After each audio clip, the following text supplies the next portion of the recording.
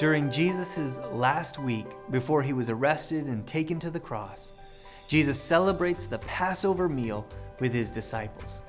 You may remember all the way back to day 6 when we looked at the event that prompted the Jews to celebrate Passover every year. This Last Supper of Jesus and his disciples is rich with meaning. Now, recalling back to the passage in Exodus, this supper celebrated the moment when God delivered his people from slavery in Egypt. We read about Jesus' Last Supper in Matthew 26. As they were eating, Jesus took some bread and blessed it. Then he broke it in pieces and gave it to the disciples, saying, "Take this and eat it, for this is my body." And he took a cup of wine and gave thanks to God for it. He gave it to them and said, "Each of you drink from it, for this is my blood, which confirms the covenant between God and his people. It is poured out as a sacrifice to forgive the sins of many. Mark my words, I will not drink wine again until the day I drink it new with you in my Father's kingdom."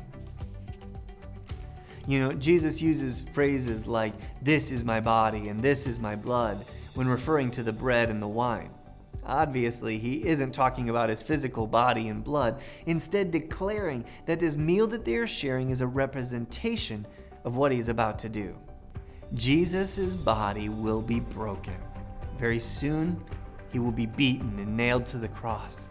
He will shed his blood and die. But as he declared, this is for the forgiveness of our sins. Jesus is connecting the dots between the original sacrificial lamb from the days of Exodus to him at this moment. He will be the sacrifice that will free God's people, not from slavery in Egypt, but rather from the slavery and bondage of sin for eternity. We continue to celebrate the Lord's Supper as a church together to remember and reflect back on that sacrifice. When we do this, we are declaring the Lord in our lives and uniting together until he returns.